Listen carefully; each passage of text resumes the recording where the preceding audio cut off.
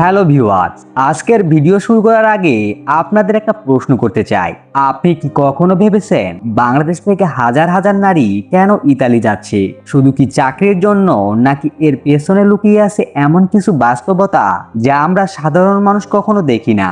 আজকের এই ভিডিওটি শেষ পর্যন্ত দেখুন, কারণ আজ আমি আপনাদের এমন কিছু সত্য ঘটনা জানাবো যা শুনলে আপনি অবাক হবেন, কষ্ট পাবেন, আর হয়তো কিছুক্ষণ চুপ হয়ে ভাববেন।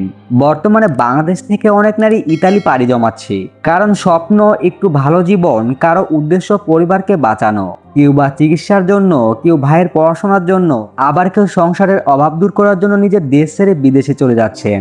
কিন্তু প্রশ্ন হলো, ইতালি গিয়ে কি সত্যি সবাই সুন্দর জীবন পায়? ইতালির রাস্তা, রোম শহর, নাইট শিফটে কাজ করা নারী, এয়ারপোর্টে কান্না করা পরিবার। বন্ধুরা, ইতালি ইউরোপের অন্যতম দেশগুলোর একটি। এখানে কাজের সুযোগ আছে, ভালো বেতনও আছে, কিন্তু সব মানুষের ভাগ্যে সুখ লেখা থাকে না। অনেক নারী দালালের মাধ্যমে ভুয়া আশ্বাসে ইতালি যায়। তাদের বলা হয় কাজ সহজ, বেতন অনেক, জীবন একদম নিরাপদ, কিন্তু বাস্তবে সেখানে গিয়ে অনেকেই ভয়ঙ্কর পরিস্থিতির মুখোমুখি হন।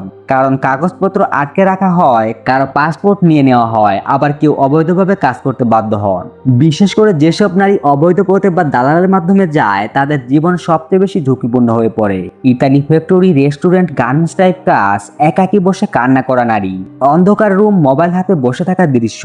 বন্ধুরা, আজকের ভিডিওতে এমন এক নারীর গল্প বলবো যে স্বপ্ন নিয়ে ইতালিতে গিয়েছিল, কিন্তু ফিরে এসেছিল ভাঙা মানুষ হয়ে। মেয়েটির নাম ছিল নাদিয়া। নাদিয়া বাংলাদেশের একটি গরিব পরিবারের মেয়ে, আবার অসুস্থ মায়ের জন্য সবসময় চিন্তা, আর ছোট ভাইয়ের পড়াশোনার খরচ, সব দায়িত্ব ছিল তার কাঁধে। একদিন গ্রামের এক দালাল তাকে ইতালিতে কাজের অফার দেয়। বলা হয় বুড়ো মানুষ দেখাশোনার কাজ। নাদিয়া বিশ্বাস করে যায়, কারণ তার সামনে তখন দুইটা রাস্তা ছিল, একটা দারিদ্র আর একটা অজানা বিদেশ। সে বিদেশকে বেছে নেয়। মায়ের কান্না, মেয়ে বিদায় নেওয়া, বিমানের জানালার দিকে তাকিয়ে থাকা। কিন্তু ইতালিতে পৌঁছানোর পর সবকিছু বদলে যায়। যে কাজের কথা বলা হয়েছিল সে কাজ তো দূরের কথা, তাকে দিনের পর দিন অমানবিক পরিশ্রম করানো হতো।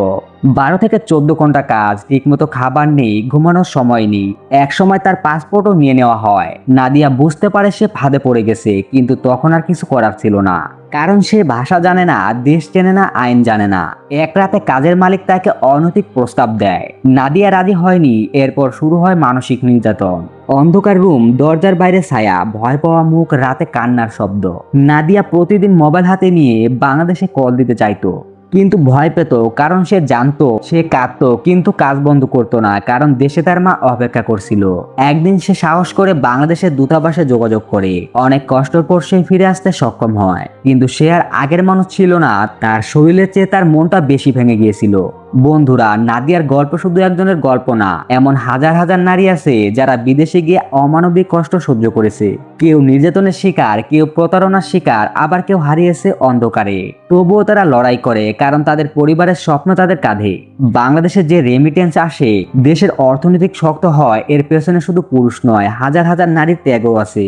সবাই নিরাপদ থাকে না, তাই বিদেশ যাওয়ার আগে অবশ্যই সরকারি মাধ্যমে যান, ভালো এজেন্সি বেছে নিন, দালালের কথা বিশ্বাস করবেন না। আর যদি কখনো বিদেশে গিয়ে কোনো সমস্যায় পড়েন, তাহলে দ্রুত বাংলাদেশের দূতাবাসের সাথে যোগাযোগ করুন। শেষে একটা কথা বলবো, বিদেশ যাওয়া স্বপ্ন হতে পারে, কিন্তু ভুল সিদ্ধান্ত একটা জীবন শেষ করে দিতে পারে। ভিডিওটি যদি আপনাদের ভাবায়, তাহলে অবশ্যই একটি লাইক দিন, কমেন্ট করে জানিয়ে দিন আপনার মতামত, আর এমন বাস্তব গল্প জানতে চ্যানেলটি সাবস্ক্রাইব করুন। আমি আবার হাজির হব নতুন একটি বাস্তব গল্প নিয়ে। তো সবাই ভালো থাকবেন, সুস্থ থাকবেন, ধন্যবাদ।